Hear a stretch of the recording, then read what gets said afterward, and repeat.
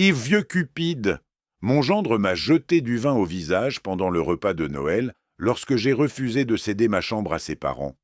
Ma fille a ajouté « Ne m'appelle plus ta fille ». J'ai souri calmement, je me suis levé et j'ai composé le numéro. Première phase terminée. Puis vinrent la trahison, la vengeance et la justice. La police est arrivée. Avant de continuer, abonnez-vous à la chaîne et dites-nous où vous écoutez dans les commentaires. Partie 1. Le téléphone a sonné à 17 heures précises. J'ai regardé l'écran. Odette, ma fille, celle qui ne m'appelait plus que lorsqu'elle avait besoin de quelque chose. Papa. Sa voix débordait d'un enthousiasme que je ne lui connaissais plus depuis des années. J'ai une merveilleuse nouvelle. Zénob et moi, on a pensé qu'on pourrait passer Noël ensemble cette année. Tous ensemble. Comme une vraie famille. J'ai failli en lâcher mon verre de Côte-du-Rhône 2018, une bouteille que je gardais pour une occasion spéciale. Apparemment, l'occasion venait de se présenter.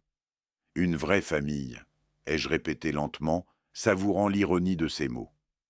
3 ans qu'elle ne m'avait pas appelé sans arrière-pensée. 3 ans de silence entrecoupé de demandes d'argent déguisées en petits services.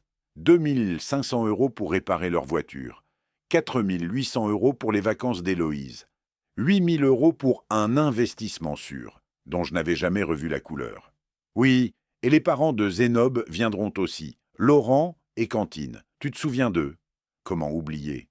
Laurent, cet homme taciturne de 68 ans qui me regardait comme on évalue un bien immobilier. Et Cantine, 65 ans de plainte perpétuelle, particulièrement concernant la taille insuffisante de leur appartement à Vienne. C'est inattendu, ai-je répondu prudemment. Oh papa, je sais qu'on ne se voit pas souvent, mais c'est l'occasion de se retrouver. Tu es tout seul dans ton grand appartement? Voilà, le mot était lâché. Grand appartement. Mon appartement de 147 mètres carrés rue Auguste-Comte, dans le 2e arrondissement de Lyon. Celui que j'avais acheté il y a 32 ans avec l'argent de mon travail. Pas un centime d'héritage, pas de coup de pouce familial, juste 35 années de notariat. Je vais y réfléchir, ai-je dit. Réfléchir. Mais c'est Noël. On ne peut pas refuser Noël en famille. Odette avait toujours eu ce talent pour transformer ses désirs en obligation morale pour les autres. Une compétence qu'elle avait perfectionnée au fil des années, probablement sous l'influence de son mari. Je te rappelle, ma fille. J'ai raccroché et contemplé les toits de Lyon depuis ma fenêtre. Novembre gris, brumeux. Le Rhône coulait quelque part en contrebas, indifférent aux manigances des hommes. Quelque chose se tramait. Je le sentais avec cette intuition que des décennies de pratiques juridiques m'avaient forgée. La confirmation est arrivée 3 jours plus tard. Zénob Morel, mon gendre, s'est présenté chez moi un samedi matin à 9 heures, sans prévenir. 40 ans, costume gris trop ajusté, sourire commercial trop large. Directeur commercial chez Transrhône SARL, une société de logistique dans la zone industrielle de Vénissieux. Le genre d'homme qui vous serre la main en calculant mentalement ce que vous valez. Beau papa, j'étais dans le quartier et je me suis dit que je passerais vous voir. Dans le quartier aîné, à Lyon 2e. Lui qui habitait un appartement de 78 mètres carrés à Villeurbanne, à 40 minutes de métro. Charmant. Entre Zénob. Il a traversé mon appartement avec l'œil d'un agent immobilier en mission d'évaluation. J'ai remarqué qu'il sortait son téléphone régulièrement, photographiant, pour garder des souvenirs, disait-il. Le salon avec sa cheminée en marbre, la cuisine équipée que j'avais fait refaire il y a 3 ans, et surtout ma chambre qu'il a contemplée avec une insistance qui ne trompait personne. Superbe cette pièce, elle doit faire quoi, 25 mètres carrés? 28? 28, c'est rare, une chambre de cette taille à Lyon, très rare. Il m'a parlé 1 heure de choses sans importance, le temps qui se dégradait, son travail qui marchait bien, la circulation impossible sur le périphérique. Et puis, mine de rien, comme s'il s'agissait d'un détail, mes parents sont ravis de venir pour Noël, ma mère surtout. Elle a des problèmes de dos, vous savez, leur appartement à Vienne, au 4e sans ascenseur. Elle dit toujours que vous avez un appartement magnifique, tellement spacieux pour une seule personne. Une seule personne. Voilà comment il me voyait, un vieux de 67 ans qui prenait trop de place. Le lendemain, Cantine Morel m'a appelé directement. Sa voix plaintive résonnait comme une alarme. « Monsieur le maire, c'est si gentil de nous accueillir. Mes jambes me font tellement souffrir avec nos escaliers. Laurent et moi, on se disait que votre chambre serait parfaite pour nous. À notre âge, on a besoin d'un vrai lit.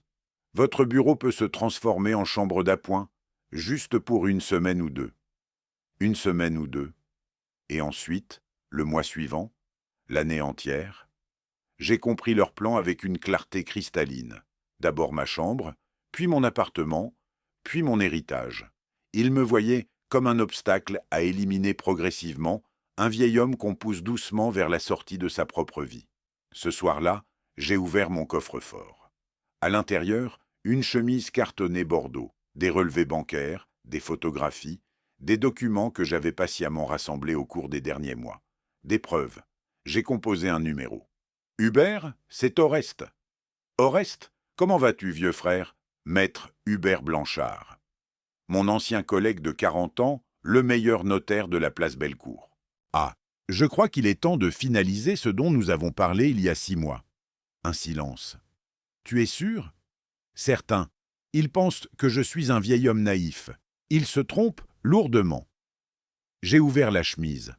Photographie de Zénob avec une femme qui n'était pas ma fille, prise devant un restaurant du Vieux-Lyon. Relevé bancaire montrant des dépenses inexplicables. Et surtout, des documents comptables de Transrhône SARL qu'un ancien client inquiet m'avait transmis. Il voulait jouer. Très bien. Mais un notaire ne prend jamais vraiment sa retraite. Il garde ses réflexes, ses contacts et sa connaissance intime de la loi. Ils pensaient avoir affaire à un vieux lion édenté. Ils allaient découvrir que mes crocs étaient parfaitement intacts. Décembre s'est installé sur Lyon avec son cortège de lumières et de brouillards. Les vitrines de la rue de la République scintillaient, les marchés de Noël embaumaient le vin chaud, et moi, Oreste le maire, je préparais méthodiquement ma riposte dans le silence de mon appartement. Le 3 décembre, à 14 heures, je me suis rendu à l'étude de Maître Blanchard, place Bellecour. Son bureau n'avait pas changé depuis nos années de collaboration. Boiserie en noyer sombre, bibliothèque juridique imposante qui montait jusqu'au plafond, cette odeur caractéristique de vieux papier et de cire d'abeille. Les mêmes codes civils, reliés cuir que je consultais encore parfois, par nostalgie. Alors, Oreste, tu es vraiment décidé? Hubert me fixait par-dessus ses lunettes sans demi-lune. Je veux modifier mon testament. La quotité disponible ira intégralement à ma nièce Zoé. Odette conservera sa réserve héréditaire, rien de plus. La moitié, donc, c'est ce que la loi française garantit à un enfant unique. Exactement, pas un euro de plus, pas un mètre carré supplémentaire. Il a hoché la tête, pris des notes. Et la SCI dont tu m'as parlé? Nous la créons aujourd'hui. Elle s'appellera Patrimoine Le Maire. J'y apporte mon appartement, évalué à 680 000 euros. Je conserve 100% des parts sociales que je peux transmettre comme bon me semble, complètement en dehors de la succession classique. Hubert a sifflé doucement entre ses dents. Tu sais qu'ils peuvent tenter de contester, invoquer un abus de droit, une donation déguisée. Qu'ils essaient? J'ai pratiqué ce métier pendant 35 ans, Hubert. J'ai vu des dizaines de familles se déchirer devant les tribunaux. Je connais chaque faille, chaque recours, chaque délai de prescription. Tout ce que nous faisons aujourd'hui est parfaitement légal, inattaquable. En signant les documents d'un geste sûr, je me suis souvenu, d'un après-midi d'été, il y a peut-être 15 ans. Odette avait 23 ans et venait de réussir son diplôme de comptabilité. Nous fêtions ça sur la terrasse d'un petit restaurant près de Fourvière, avec vue sur toute la ville. Elle portait une robe jaune, ses cheveux dansaient dans le vent tiède de juin. Elle riait, ses yeux brillaient de gratitude, et elle m'avait dit en serrant ma main « Merci, papa, pour tout ce que tu as fait pour moi. Je ne l'oublierai jamais. » Elle avait oublié. Ou peut-être que cette jeune femme reconnaissante et lumineuse n'avait jamais vraiment existé. Peut-être que j'avais simplement voulu y croire, comme tous les pères aveugles d'amour. Tu es sûr de ne pas vouloir lui en parler avant? a demandé Hubert en me tendant le dernier feuillet. Pour qu'elle ait le temps de manœuvrer, de consulter un avocat? Non. Elle découvrira tout en temps voulu, quand il sera trop tard. En rentrant chez moi par le pont Bonaparte, j'ai fait un détour par un magasin d'électronique spécialisé dans la sécurité, rue Édouard Herriot. Un jeune vendeur enthousiaste m'a présenté des caméras miniatures de dernière génération. Pas plus grosses qu'un bouton de chemise, 48 heures d'autonomie, qualité d'image 4K. C'est pour surveiller votre appartement pendant vos absences, monsieur? En quelque sorte, disons que j'attends des visiteurs dont le comportement pourrait s'avérer imprévisible. J'en ai acheté 2, pour 347 €. En France, la législation sur la vidéosurveillance privée est complexe, mais dans son propre domicile, pour des raisons de sécurité personnelle, certaines libertés sont permises. Surtout quand on sait exactement comment formuler les choses devant un juge, le cas échéant. Je les ai installés le soir même avec une minutie de chirurgien. La première dans le salon, dissimulée entre 2 volumes du Code civil d'Alos sur ma bibliothèque. La seconde, dans la salle à manger, intégrée à un cadre photo représentant les quais de Saône au coucher du soleil. Angle de vue parfait sur la grande table où nous dînerions le soir de Noël. Le 10 décembre, Zoé est venue me voir comme chaque dimanche. Ma nièce, la fille de mon frère Henri décédé il y a 4 ans, avait toujours été différente d'Odette. À 32 ans, avocate prometteuse au barreau de Lyon, elle passait prendre de mes nouvelles chaque semaine. Non pas pour hériter, elle n'avait jamais rien demandé, mais simplement parce qu'elle tenait à moi. « Oncle Oreste, tu es vraiment sûr de ce que tu fais ?» Elle tournait sa tasse de thé entre ses mains fines, le front plissé.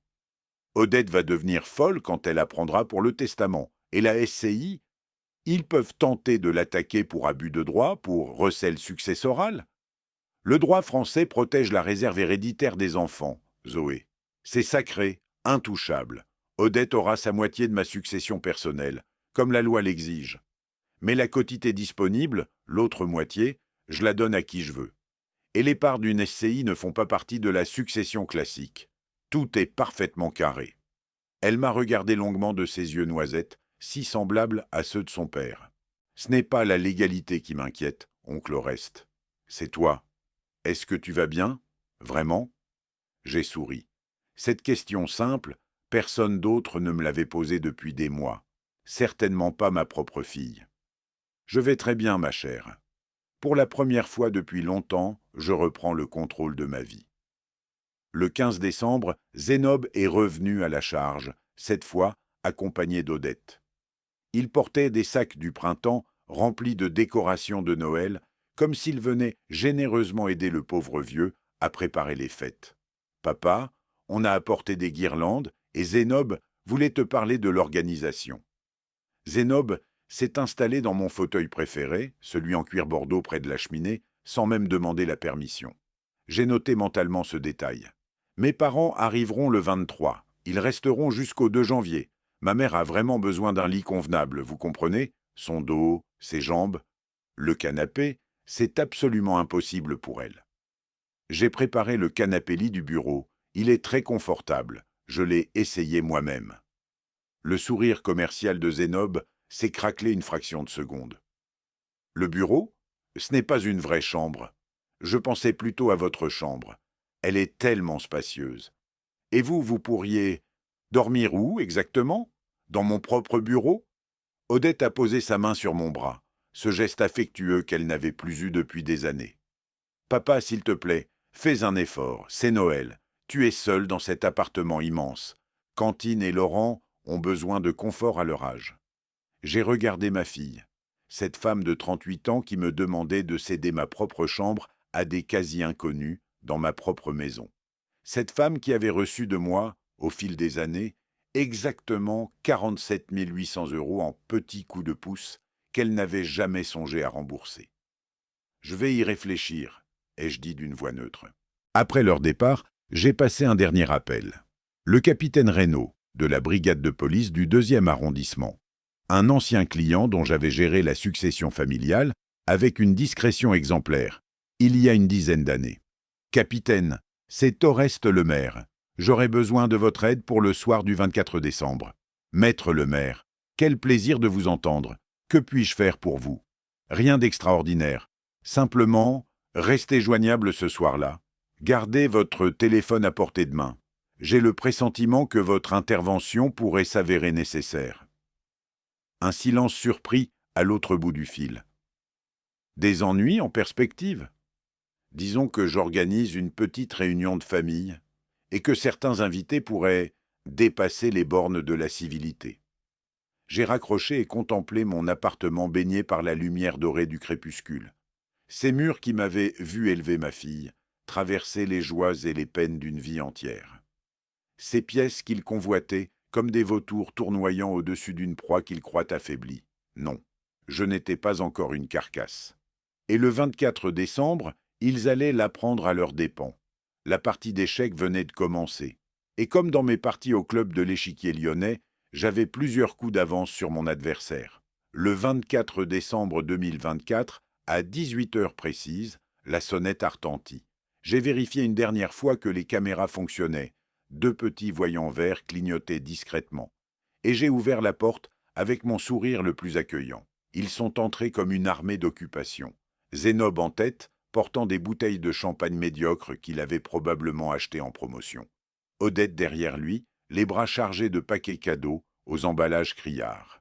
Et enfin, Laurent et Cantine Morel, traînant 2 valises énormes pour un séjour de 10 jours. « Papa, joyeux Noël !» Odette m'a embrassé sur les 2 joues, avec une effusion qui sonnait aussi faux qu'une pièce en plomb. « Monsieur le maire, votre appartement est encore plus beau que dans mon souvenir. » Cantine balayait le salon du regard avec cette avidité mal dissimulée que j'avais appris à reconnaître.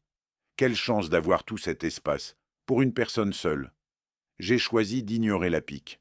Installez-vous confortablement, l'apéritif est servi dans le salon. Mon appartement avait été transformé pour l'occasion. Pas de décorations extravagantes, ce n'était pas mon style, mais des touches de bon goût, quelques branches de houx sur la cheminée, des bougies parfumées à la cannelle, et surtout une table magnifiquement dressée dans la salle à manger. Nappe en lin blanc, porcelaine de Limoges héritée de ma mère, verres en cristal de Baccarat. Un repas digne d'un réveillon lyonnais traditionnel. En entrée, des huîtres de Marennes Oléron, servies sur leur lit de glace pilée, puis du foie gras du Périgord, accompagné d'un sauterne 2015, dont la robe dorée brillait à la lumière des chandelles. Le plat principal, un chapon de Bresse farci au marron, rôti à la perfection. Et pour accompagner le tout, une bouteille de Côte-du-Rhône 2018 de ma collection personnelle, un Saint-Joseph, que j'avais mis de côté pour une occasion spéciale. Cette occasion venait de se présenter, mais pas celle qu'ils imaginaient. Pendant l'apéritif, j'ai observé mes invités avec la précision d'un entomologiste étudiant des spécimens. Zénob avait déjà vidé 2 coupes de champagne et entamait la 3e. Son visage commençait à rougir, sa voix à monter. Laurent, assis dans un coin, ne disait rien, mais ses yeux calculateurs faisaient le tour de la pièce, évaluant chaque meuble, chaque tableau. Quant à Cantine, elle n'avait pas attendu 5 minutes avant de lancer sa première offensive. « Mon pauvre dos me fait tellement souffrir », gémissait-elle en se massant les reins de façon théâtrale. Le canapé de nos enfants à Villeurbanne, c'était une torture. Et celui que vous avez préparé dans le bureau, monsieur le maire, j'espère qu'il est plus confortable ? Il est parfait, ai-je répondu avec un calme olympien. J'y ai dormi moi-même la semaine dernière pour le tester. Un mensonge, bien sûr, mais elle ne pouvait pas le savoir. Le dîner a commencé dans une atmosphère tendue, à peine masquée par les sourires de circonstance. Odette parlait trop, remplissant les silences de bavardages nerveux sur son travail, sur Héloïse. Ma petite fille de 8 ans qui passait Noël chez une amie, m'avait-on dit, sans me demander mon avis. Zénob buvait trop, ses gestes devenant de plus en plus amples, sa voix de plus en plus forte. « Excellent ce foie gras, beau papa. Vous vous êtes mis en frais. C'est bien, c'est bien. Après tout, c'est normal de gâter sa famille, non ?» J'ai souri. J'aime recevoir dignement. C'est une question d'éducation. Cantine a saisi la perche au vol. L'éducation, c'est aussi savoir partager, monsieur le maire. Partager son espace, par exemple. Vous savez, à notre âge, Laurent et moi, on a besoin de confort. Nos vieux os ne supportent plus les canapés lits. Je comprends parfaitement, Madame Morel. C'est pourquoi j'ai choisi le meilleur matelas disponible pour celui du bureau. Mais une vraie chambre, ce serait tellement mieux. Elle a laissé la phrase en suspens, chargée de sous-entendus. J'ai posé mes couverts et les regardé droit dans les yeux. Ma chambre est ma chambre, Madame Morel. J'y dors depuis 32 ans. Je n'ai pas l'intention de changer cette habitude pour les fêtes. Le silence qui a suivi était électrique. Odette a baissé les yeux vers son assiette. Laurent a échangé un regard lourd de sens avec son fils. Et Zénob a vidé son 5e verre de vin d'un trait. « Vous savez quoi, beau papa ?» Sa voix avait pris cette tonalité agressive que je lui connaissais trop bien. « Vous êtes vraiment un cas particulier. Tout cet espace, toute cette richesse, et vous n'êtes même pas capable de faire un petit geste pour votre famille. »« Ma famille ?» ai-je répété calmement. « Rappelle-moi, Zénob, à quand remonte ta dernière visite ici? Sans compter celle où tu es venu photographier mes pièces, bien sûr. » Son visage s'est empourpré davantage. Odette a posé sa main sur son bras, un geste d'apaisement qui n'a fait qu'attiser sa colère. « À propos, papa Oreste, » il avait cette façon de prononcer « papa » qui ressemblait à une insulte. « Mes parents resteront jusqu'au 2 janvier. 10 jours. Il leur faut vraiment une chambre convenable, pas un canapé dans un bureau, une vraie chambre, la chambre. » J'ai soutenu son regard sans ciller. « Ma chambre est ma chambre. J'ai préparé le canapé-lit pour tes parents, comme convenu. S'ils ne sont pas satisfaits, il y a d'excellents hôtels dans le quartier. » Odette a sursauté comme si je l'avais giflé. « Tu es tellement égoïste, papa. Tu as toujours été comme ça. Tu penses qu'à toi, qu'à ton confort, qu'à ton argent. » Cantine s'est mise à pleurer, des larmes de crocodile qui auraient mérité un prix d'interprétation. Laurent a secoué la tête avec une expression de profond dégoût. Et Zénob s'est levé brusquement, renversant presque sa chaise. « Écoute-moi bien, vieux. Écoute-moi bien, vieux. » Zénob se tenait debout, les poings serrés sur la nappe blanche, le visage cramoisi par l'alcool et la fureur. Je l'ai observé avec le détachement clinique d'un médecin examinant un patient agité, la veine qui palpitait sur sa tempe, ses yeux injectés de sang. Il a saisi son verre de vin, mon précieux Saint-Joseph 2018, et me l'a jeté au visage. Le liquide rouge m'a frappé comme une gifle glacée. Il a éclaboussé mon visage, dégouliné sur ma chemise blanche, tacheté la nappe immaculée. Pendant un instant, le silence était total. « Vieux radin !» a-t-il hurlé. « Tu ne mérites pas cette famille. Tu ne mérites même pas qu'on vienne te voir. » J'ai pris ma serviette en lin et je me suis essuyé le visage avec une lenteur délibérée. Chaque geste calculé, chaque seconde comptée. Odette s'est levée à son tour. Je m'attendais à ce qu'elle défende son père. Au lieu de cela, elle a pointé son doigt vers moi, les yeux brillants de haine. « Ne m'appelle plus jamais ta fille. Tu entends? Plus jamais. Tu nous as toujours traités comme des mendiants, comme des parasites. » J'ai reposé la serviette et je me suis levé. Mon cœur battait calmement, régulièrement. Tout se passait exactement comme prévu. « Très bien, » ai-je dit d'une voix parfaitement posée. J'ai sorti mon téléphone et composé un numéro. Ils m'ont regardé faire avec confusion, puis avec inquiétude croissante. « Qu'est-ce que tu fais ?» a demandé Odette. « Première phase terminée, » ai-je dit dans le combiné. J'ai raccroché et rangé mon téléphone. « J'appelle la police, votre mari vient de commettre une agression. En France, jeter du vin au visage de quelqu'un constitue une violence volontaire. C'est un délit passible de 3 ans d'emprisonnement et de 45 000 € d'amende. » Zénob a blêmi instantanément. L'arrogance avait disparu de son visage, remplacée par une peur animale. « Vous plaisantez ? Est-ce que j'ai l'air de plaisanter ?» Cantine s'est mise à gémir. « Mais c'est Noël, on ne peut pas appeler la police pour un verre de vin. » « Regardez ma chemise, Madame Morel. Regardez mon visage. Pensez-vous vraiment qu'un juge considérera cela comme une plaisanterie ?» Laurent s'est levé. « Mon fils a bu. Il ne savait pas ce qu'il faisait. Ça peut arriver à tout le monde. »« Votre fils m'a agressé dans ma propre maison, devant témoins. Et accessoirement, Adia, j'ai pointé le cadre photo sur le buffet, celui qui dissimulait ma seconde caméra. Devant une caméra qui a tout enregistré. » Le silence qui a suivi était d'une qualité différente, plus dense, plus glacé. « Une caméra !» a balbutié Zénob. 2, en fait. Une dans le salon, une ici. C'est mon appartement, j'ai le droit de le surveiller. Et maintenant, j'ai une preuve vidéo de votre agression. 12 minutes plus tard, exactement comme prévu, la sonnette a retenti. L'officier Luc Garnier, un homme solide de 45 ans, est entré avec un jeune collègue. « Maître le maire, le capitaine Reynaud nous a prévenus. Que s'est-il passé ?» J'ai désigné ma chemise tachée. Mon gendre m'a jeté un verre de vin au visage pendant le dîner. J'ai tout enregistré. L'officier a examiné la scène avec professionnalisme. Les taches de vin sur la nappe. Ma chemise ruinée. Les visages terrifiés des Morel. Puis, il s'est tourné vers Zénob. « Monsieur, veuillez nous suivre au commissariat pour une audition. »« Mais c'est Noël » a protesté Zénob, sa voix montant dans les aigus. « Le code pénal ne prend pas de vacances, monsieur. » J'ai regardé Zénob être escorté hors de mon appartement, les épaules voûtées. Cantine pleurait pour de vrai cette fois. Laurent fixait le sol, et Odette me dévisageait avec une expression que je n'oublierai jamais. Un mélange de stupeur et de terreur. Je me suis approché d'elle et j'ai parlé à voix basse, pour elle seule. « Tu voulais que je ne t'appelle plus ma fille. Soit. À partir de maintenant, tu es juste une héritière réservataire.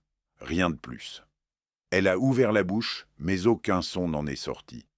La réserve héréditaire, c'est 50% de ma succession pour un enfant unique. C'est ce que la loi te garantit. Tu auras ta moitié. Pas un euro de plus. Et cet appartement ne fait plus partie de mon patrimoine personnel. Il appartient à une SCI dont je suis le seul gérant. Les parts iront à qui je voudrais. Et tu n'as pas le droit? J'ai tous les droits, Odette. J'ai été notaire pendant 35 ans. Je connais la loi mieux que quiconque dans cette pièce. 1 heure plus tard, l'appartement était vide. Les Morel avaient rassemblé leurs affaires en silence et étaient repartis chercher un hôtel. Le dîner de Noël refroidissait sur la table, intact. Le chapon n'avait même pas été entamé. Je me suis assis dans mon fauteuil préféré, celui que Zénob avait osé s'approprier quelques jours plus tôt, et j'ai ouvert mon ordinateur portable. Au commissariat, à ce moment précis, Zénob Morel découvrait qu'il risquait jusqu'à 3 ans de prison pour violence volontaire. Il découvrait aussi que le retrait de plainte ne suffirait pas. Le procureur pouvait décider de continuer l'action publique de son propre chef. Quant à moi, j'avais un dernier geste à accomplir ce soir. J'ai ouvert ma boîte mail et rédigé un message. Destinataire, le directeur général de Transrhône SARL. Objet, anomalie comptable, documents confidentiels. J'ai joint les documents que mon ancien client m'avait transmis. Des factures fictives pour des prestations de conseil qui n'avaient jamais existé. Des virements vers des comptes dont Zénob était le bénéficiaire. Au total, 73 400 € détournés sur 3 ans. Mon doigt a hésité une fraction de seconde au-dessus de la touche « Envoyer ». Puis j'ai cliqué. La première phase était terminée. La seconde venait de commencer. Janvier 2025. Lyon dormait sous un manteau de givre, et moi, je savourais ma victoire avec la patience d'un joueur d'échecs qui sait que la partie est loin d'être finie. Le 3 janvier, j'ai reçu un appel du capitaine Reynaud. Zénob avait été libéré sous contrôle judiciaire après 48 heures de garde à vue. Interdiction de s'approcher de moi à moins de 500 mètres. Confiscation de son passeport. Obligation de pointer au commissariat chaque semaine. La justice française suivait son cours, lentement mais inexorablement. Il nie tout, bien sûr, m'a dit le capitaine. Prétend que c'était un accident, un geste malheureux. Mais avec la vidéo, il a laissé la phrase en suspens. Un geste malheureux, ai-je répété. Comme c'est charmant. J'ai passé les premiers jours de janvier dans une quiétude délicieuse. Mon appartement avait retrouvé sa sérénité. Plus de Morel pour envahir mon espace, plus de regards calculateurs évaluant mes meubles, plus de plaintes sur le canapé-lit. Le 8 janvier, Zoé est venue me voir avec des nouvelles fraîches. Transrhône SARL a lancé un audit interne, m'a-t-elle annoncé en s'installant dans le salon. D'après mes sources au barreau, ils ont découvert des irrégularités importantes dans les comptes de la direction commerciale. J'ai versé 2 tasses de thé Earl Grey. Quelle surprise! Zoé m'a regardé avec un mélange d'admiration et d'inquiétude. Oncle Oreste, c'était toi, n'est-ce pas, l'email anonyme? Un bon citoyen doit signaler les anomalies comptables. C'est un devoir civique. Mais comment tu savais? Un ancien client m'a confié ses doutes il y a plusieurs mois. Des factures pour des prestations de conseil qui n'existaient pas. Des virements vers des sociétés écrans. Au total, 73 400 € détournés en 3 ans. J'ai simplement transmis l'information aux personnes concernées. Le 15 janvier, le couperet est tombé. Zénob Morel a été convoqué dans le bureau du directeur général de Transrhône SARL. L'entretien préalable au licenciement a duré exactement 23 minutes. À la fin, il était dehors. Licenciement pour faute grave. Pas de préavis, pas d'indemnité, pas de lettre de recommandation. Et ce n'était que le début. Transrhône a porté plainte pour abus de confiance et détournement de fonds. La machine judiciaire, déjà en marche pour l'agression de Noël, s'est mise à tourner plus vite. Odette a tenté de me joindre. 12 appels en 3 jours. 8 messages sur mon répondeur, de plus en plus désespérés. « Papa, s'il te plaît, rappelle-moi. »« Papa, il faut qu'on parle. »« Papa, Zénob a perdu son travail. On ne sait plus quoi faire. » Je n'ai pas répondu. Le 20 janvier, elle s'est présentée à mon immeuble. J'ai regardé par la fenêtre. Elle se tenait devant la porte cochère, le visage tiré, les yeux cernés. Le gardien, Monsieur Leblanc, est sorti lui parler. J'ai vu ses lèvres bouger, sa tête secouée. Odette a insisté, gesticulé, puis ses épaules se sont affaissées. Monsieur le maire a laissé des instructions, lui avait-il dit. Vous n'êtes plus sur la liste des visiteurs autorisés. Elle est restée plantée là pendant 10 minutes, immobile sous la pluie fine de janvier. Puis elle est partie. J'aurais pu ressentir de la pitié. Peut-être qu'une partie de moi en ressentait. Mais je me souvenais de son visage quand Zénob m'avait jeté le vin. Je me souvenais de ses mots. « Ne m'appelle plus jamais ta fille. » Elle avait fait son choix ce soir-là. Maintenant, elle en assumait les conséquences. Fin janvier, Cantine Morel m'a appelé depuis Vienne, où elle était retournée avec Laurent. Sa voix était devenue stridente. « Monsieur le maire, vous avez détruit notre famille, vous avez ruiné mon fils, vous devez payer pour ce que vous avez fait. » J'ai laissé le silence s'étirer pendant quelques secondes. « Madame Morel, votre fils m'a agressé dans ma propre maison. Il a volé son employeur pendant 3 ans. Et vous osez me dire que je dois payer ?» J'ai presque ri. « Je vous souhaite une bonne fin de journée. » J'ai raccroché et bloqué son numéro. Le 28 janvier, une lettre recommandée est arrivée pour Odette. Elle n'habitait plus à l'adresse indiquée. Ils avaient dû déménager précipitamment de leur appartement de Villeurbanne, incapables de payer le loyer sans le salaire de Zénob. La lettre a donc été redirigée chez les Morel à Vienne. C'était une notification de Maître Blanchard, mon notaire. Une simple information, comme l'exige la loi, concernant mes dispositions testamentaires. J'imagine le moment où Odette a ouvert cette enveloppe. J'imagine ses mains tremblantes, ses yeux parcourant les lignes. J'imagine son souffle qui s'est coupé. Conformément aux dispositions testamentaires de M. Oreste Lemaire. Février 2025. Le premier coup venait de tomber, et j'observais les ondulations avec la satisfaction d'un physicien étudiant une réaction en chaîne parfaite. Zoé m'a rapporté la scène. Elle l'avait apprise par un confrère avocat qu'Odette avait consulté dans l'urgence. Ma fille avait lu le document une première fois, incrédule, puis une deuxième. À la 3e lecture, elle s'était effondrée sur une chaise de la cuisine des Morel, livide. La quotité disponible, avait-elle balbutié. Il a donné la quotité disponible à Zoé? Zénob avait arraché la lettre de ses mains. Son visage, m'a-t-on dit, était passé du rouge de la colère au blanc de la stupéfaction en l'espace de 3 secondes. Un spectacle que j'aurais payé cher pour voir en direct. « C'est quoi, cette histoire de SCI ?» avait-il hurlé. « Patrimoine Lemaire ? L'appartement est dans une SCI ?» Il avait compris. Peut-être pas tous les détails juridiques, mais l'essentiel, l'appartement de 147 mètres carrés rue Auguste Comte, Celui qu'il convoitait depuis des années n'était plus dans mon patrimoine personnel.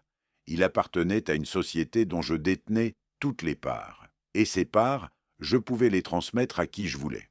Complètement en dehors des règles de succession. « On va attaquer !» avait vociféré Zénob. « C'est de l'abus de droit, de la fraude, on va porter plainte. » Ils ont consulté un avocat, puis un deuxième, puis un troisième. Chaque fois, la réponse était la même. Maître Dumont, spécialiste en droit des successions, les a reçus dans son cabinet de la rue de la République. D'après ce que Zoé a appris, l'entretien a été bref et dévastateur. « Tout est parfaitement légal », avait-il expliqué en feuilletant les documents. La création de la SCI, l'apport de l'appartement, le testament authentique, tout a été fait dans les règles. Monsieur le maire était notaire pendant 35 ans. Il connaît le droit successoral mieux que la plupart de mes confrères. « Mais c'est injuste !» avait protesté Odette. L'avocat avait haussé les épaules. « Injuste n'est pas synonyme d'illégal, madame. Votre père vous laisse votre réserve héréditaire, comme la loi l'exige. 50% de sa succession personnelle. Quant à la quotité disponible et aux parts de la SCI, il en dispose comme il l'entend, c'est son droit le plus strict. » Zénob avait bondi de sa chaise. « Et si on prouve qu'il n'était pas sain d'esprit, ou qu'on l'a manipulé ?» L'avocat l'avait regardé avec une expression que j'aurais aimé photographier. « Monsieur Morel, votre beau-père a exercé le notariat pendant 35 ans. Il joue aux échecs dans un club 3 fois par semaine. Il collecte des vins rares et lit des ouvrages juridiques pour le plaisir. Vous pensez vraiment convaincre un tribunal qu'il n'était pas en possession de ses facultés ?» Silence. « Par ailleurs, » avait ajouté l'avocat, « vous êtes actuellement sous contrôle judiciaire pour violence volontaire sur sa personne, et vous faites l'objet d'une plainte pour détournement de fonds de votre ancien employeur. Je vous déconseille fortement d'attirer l'attention d'un juge en ce moment. » Zoé m'a raconté tout cela un dimanche après-midi dans un café de la place Bellecour. Le soleil d'hiver filtrait à travers les grandes vitres et je savourais un excellent café crème en écoutant le récit de leur déconfiture. « Oncle Oreste, » m'a-t-elle dit finalement, « tu ne trouves pas que c'est un peu cruel ?» J'ai posé ma tasse et j'ai regardé ma nièce droit dans les yeux. « Cruel ? Tu veux savoir ce qui est cruel, Zoé ? Cruel, c'est quand ta propre fille regarde son mari te jeter du vin au visage sans lever le petit doigt. Cruel, c'est quand elle te dit « Ne m'appelle plus jamais ta fille » devant toute une tablée. Cruel, c'est quand il passe des années à comploter pour te voler ton appartement, ta dignité, ta tranquillité. J'ai repris une gorgée de café. Moi, je ne fais qu'appliquer la loi. La même loi que j'ai servie pendant 35 ans. Si le résultat leur déplaît, qu'ils s'en prennent au code civil. Zoé a hoché la tête lentement.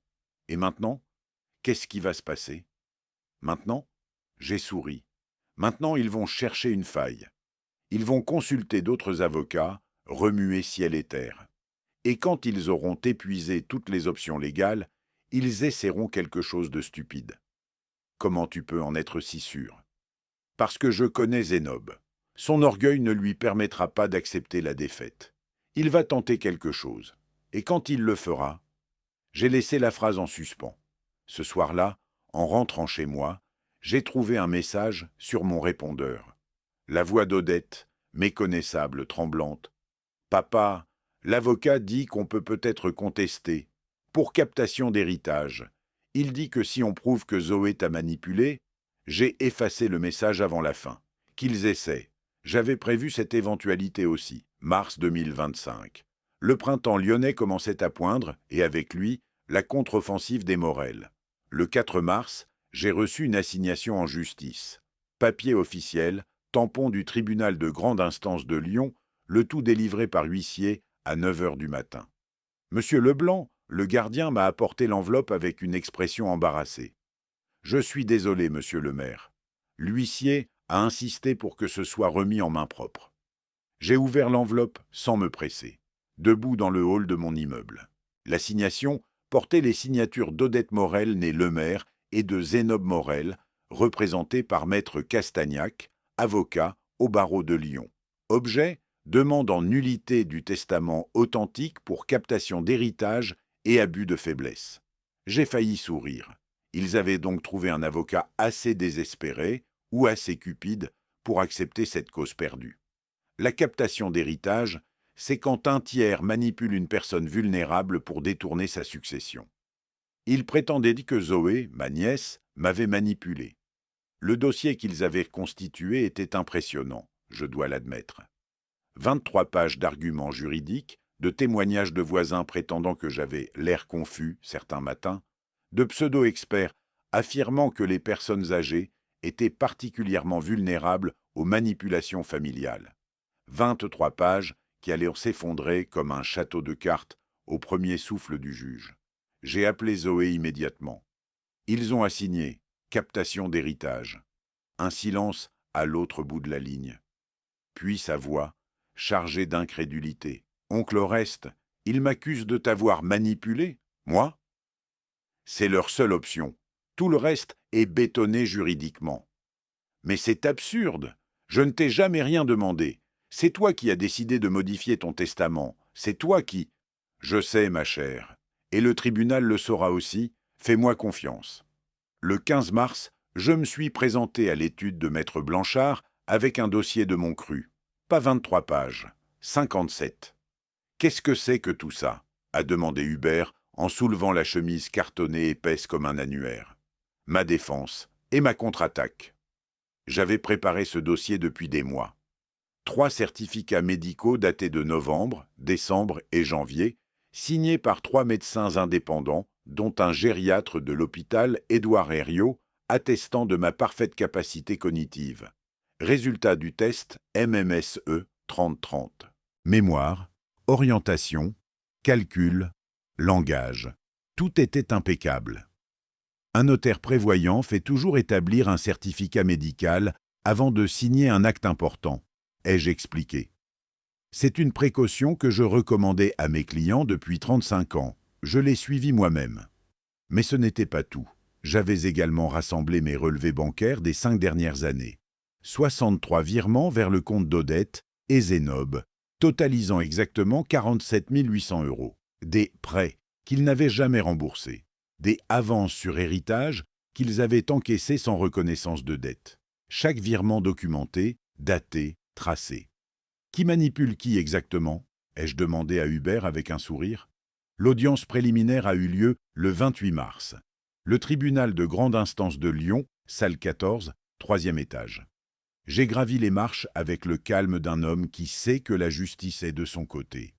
Maître Castagnac a plaidé pendant 40 minutes. 40 minutes de pathos, d'arguments émotionnels, de références à ma vulnérabilité et à la emprise de ma nièce. J'ai écouté, sans broncher, notant mentalement chaque erreur juridique, chaque exagération, chaque contre-vérité.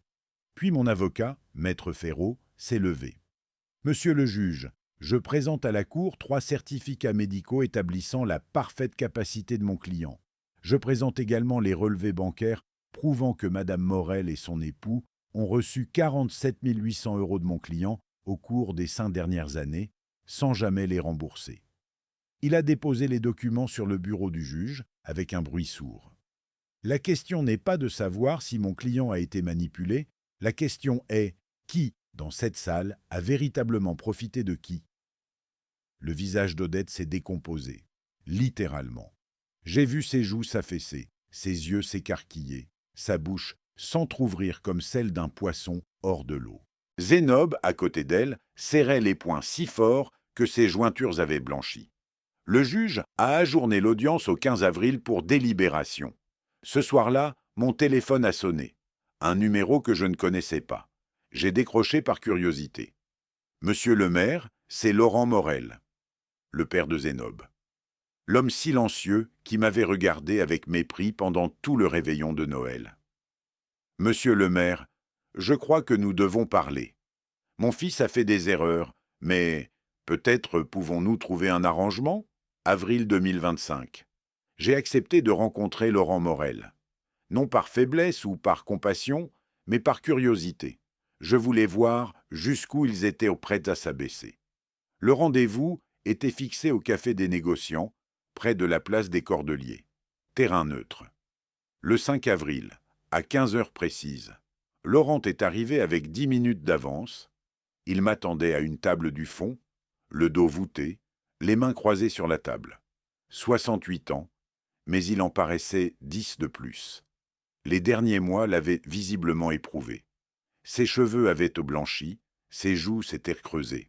« Merci d'être venu, monsieur le maire. » Je me suis assis face à lui et j'ai commandé un café au serveur qui passait.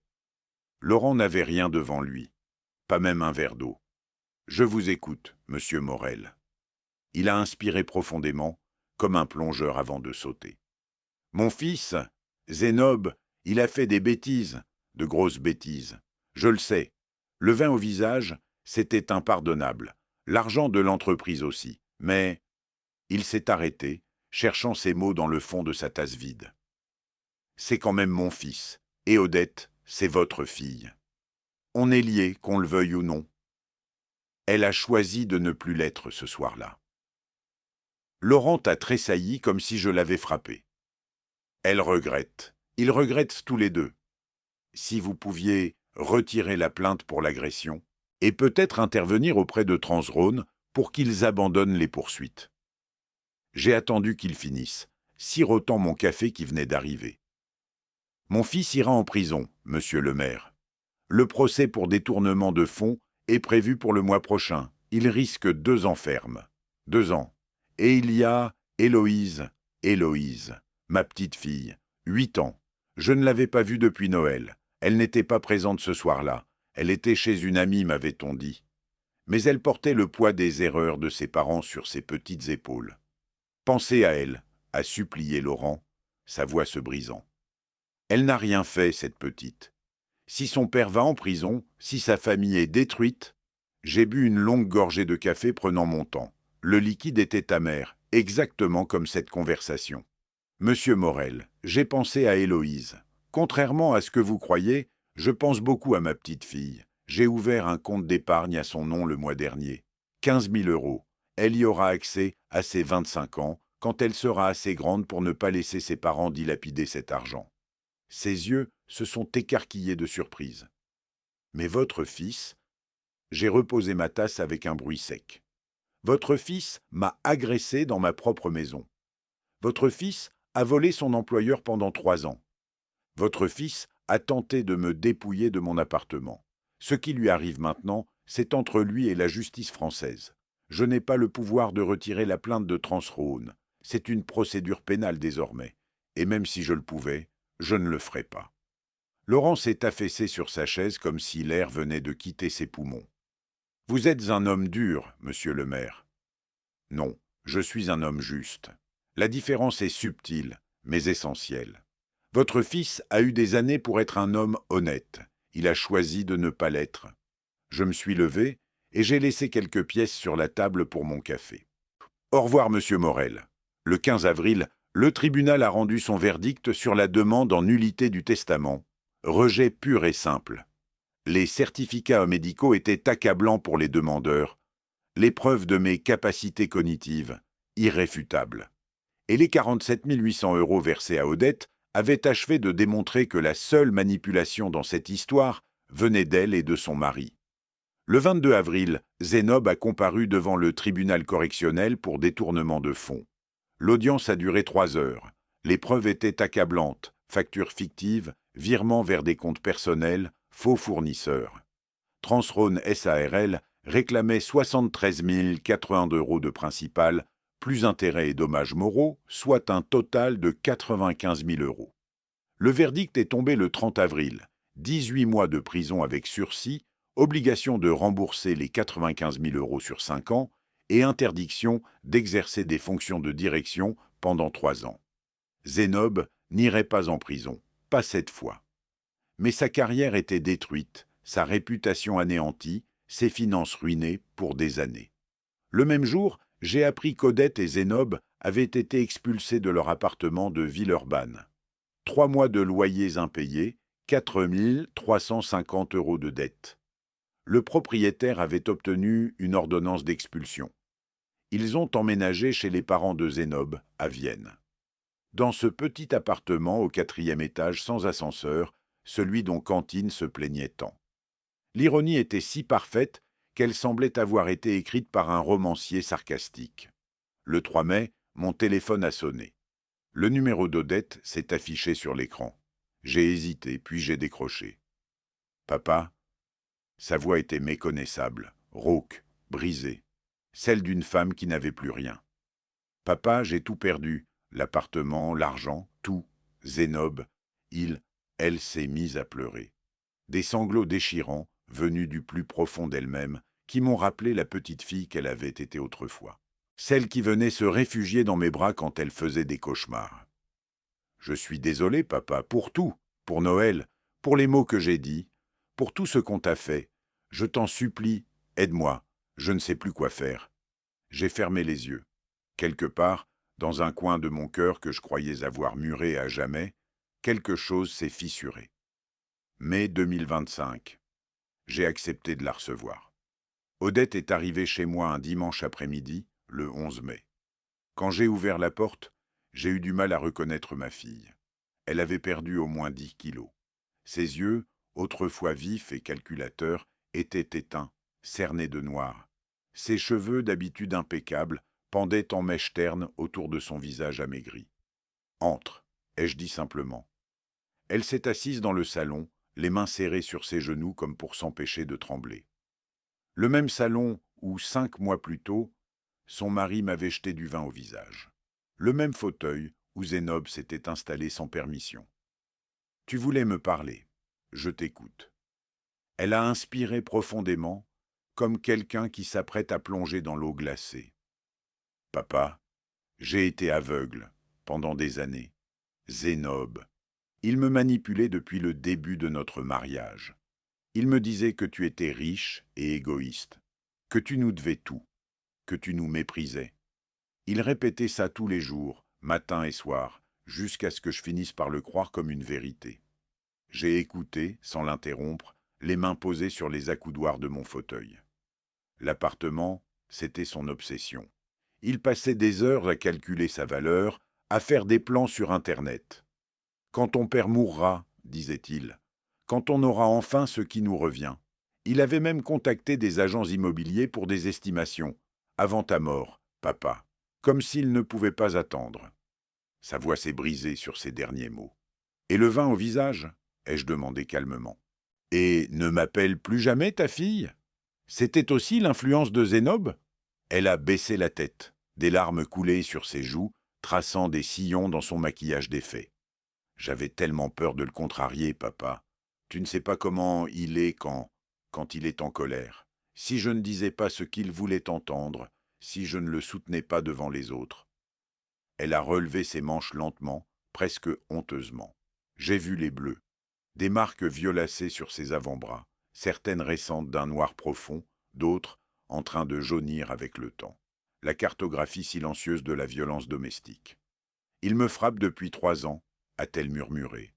Au début, c'était des gifles, des accidents, disait-il. Puis ça s'est aggravé. Si je le contredisais, si je n'obéissais pas assez vite, si le dîner n'était pas prêt à l'heure, mon sang s'est glacé dans mes veines. Pourquoi tu ne m'as rien dit ? Parce qu'il m'avait convaincu que c'était ma faute, que je le provoquais, que je méritais ses corrections. Et puis, j'avais honte, tellement honte, papa. Honte d'avoir épousé cet homme, honte d'être devenue cette femme. Le silence s'est étiré entre nous comme un gouffre. Dehors, les oiseaux chantaient dans les platanes de la rue Auguste-Comte. Le monde continuait de tourner, indifférent au drame qui se jouait derrière les portes closes. « Qu'est-ce que tu veux, Odette ?» Elle m'a regardé et pour la première fois depuis des années, j'ai vu ma fille. Pas la femme froide et cupide qu'elle était devenue sous l'emprise de Zénob. Ma fille, la petite fille qui avait grandi dans cet appartement, perdue, terrifiée, demandant de l'aide à son père. Je veux divorcer, mais je n'ai plus rien. Pas d'argent, pas de logement, pas de travail. Zénob contrôle tout. Et j'ai peur, papa. Peur de ce qu'il fera quand il saura que je veux le quitter. J'ai décroché mon téléphone et composé le numéro de Zoé. « Ma chère, c'est oncle Oreste. J'ai besoin que tu prépares un dossier pour une ordonnance de protection et une procédure de divorce pour faute, violence conjugale. Oui, C'est pour Odette, je t'expliquerai. Les semaines suivantes ont été intenses. Zoé a travaillé sans relâche sur le dossier. L'ordonnance de protection a été accordée le 28 mai par le juge aux affaires familiales de Lyon. Zénob n'avait plus le droit de s'approcher d'Odette ou d'Héloïse à moins de 300 mètres. J'ai loué un petit appartement pour ma fille et ma petite-fille dans le 7e arrondissement. 2 pièces, 45 mètres carrés, 650 € par mois. J'ai payé 6 mois d'avance. J'ai également pris en charge les honoraires de l'avocat pour le divorce. Je n'ai pas modifié mon testament. Les parts de la SCI restaient destinées à Zoé. Odette aurait sa réserve héréditaire, rien de plus. Mais pour l'instant, je l'aidais à survivre, à reconstruire. Le 15 juin, Zénob a découvert la procédure de divorce et l'ordonnance de protection. La réaction a été exactement celle que je craignais. Ce soir-là, vers 22 heures, il s'est présenté devant l'immeuble d'Odette, ivre, hurlant dans la rue. « Odette, sors de là, tu ne peux pas me faire ça, je suis ton mari. » Odette a appelé la police. Puis elle m'a appelé, la voix tremblante de terreur. « Papa, il est en bas. Il essaye d'entrer dans l'immeuble. » Quand les policiers sont arrivés, Zénob était en train de tambouriner sur la porte cochère. Il a tenté de résister à l'interpellation, insultant les agents. Mauvaise idée. Très mauvaise idée. Outrage et rébellion. Violation d'une ordonnance de protection. Récidive de comportement violent. Cette fois, il n'y aurait pas de sursis. Juillet 2025. La justice française a suivi son cours, lente mais implacable. Le 8 juillet, Zénob Morel a été condamné à 2 ans de prison ferme par le tribunal correctionnel de Lyon. Violation de l'ordonnance de protection, récidive de violence, outrage à agent de la force publique. Le juge n'a montré aucune clémence, aucune circonstance atténuante retenue. J'étais présent dans la salle d'audience, pas par cruauté, par nécessité de voir les choses jusqu'au bout, de clore ce chapitre de ma vie. Quand le verdict est tombé, Zénob s'est effondré. Littéralement, ses jambes ont cédé sous lui, et il a dû être soutenu par les 2 gendarmes qui l'encadraient. Son visage était celui d'un homme qui réalise enfin, trop tard, que ses actes ont des conséquences, que l'arrogance et la violence finissent par se payer.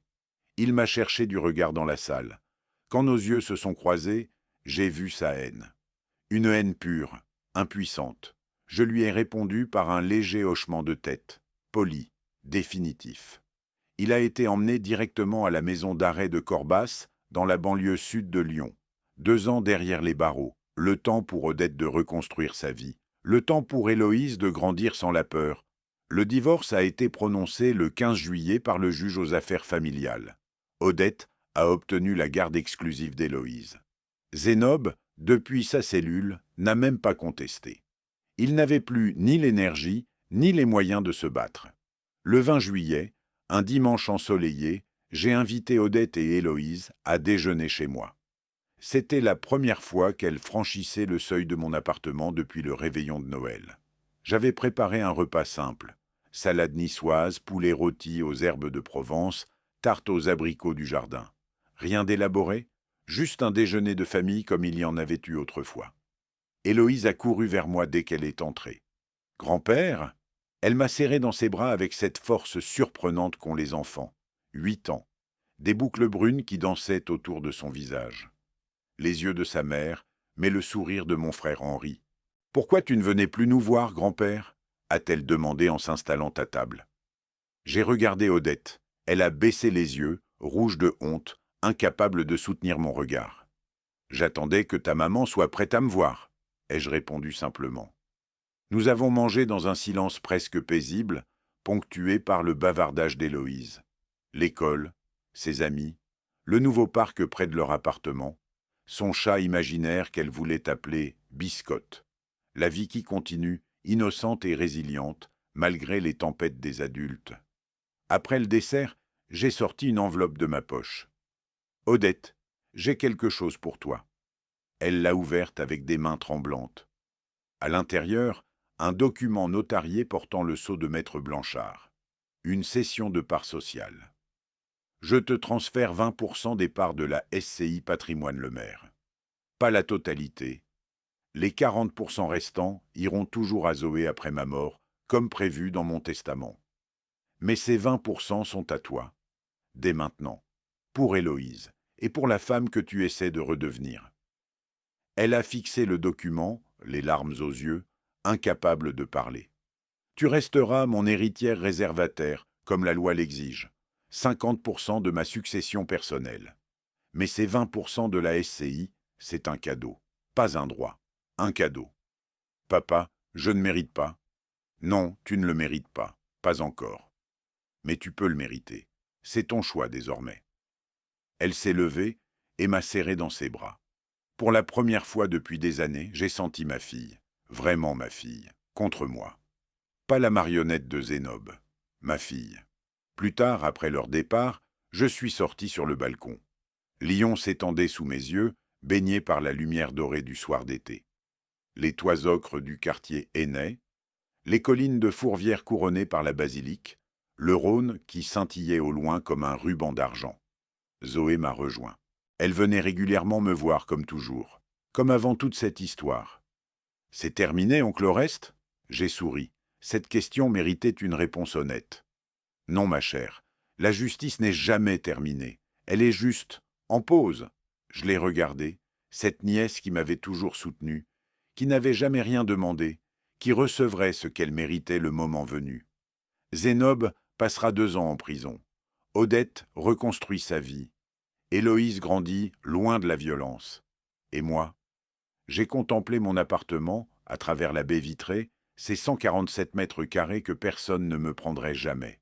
Moi, je suis chez moi, dans ma maison, avec ma chambre. Zoé a ri doucement. Tu es redoutable, oncle Oreste. Non, je suis méthodique, c'est différent. Le soleil de juillet descendait lentement derrière la colline de Fourvière. J'ai pensé à tout ce qui s'était passé depuis ce coup de téléphone de novembre, quand Odette m'avait appelé avec sa merveilleuse nouvelle de réveillon en famille. Ils avaient voulu ma chambre, ma maison, mon héritage. Ils avaient obtenu exactement ce que leurs actions méritaient. En France, on a un dicton : qui sème le vent récolte la tempête. Ils avaient m'en semé. J'avais été la tempête. Et maintenant, c'était le calme.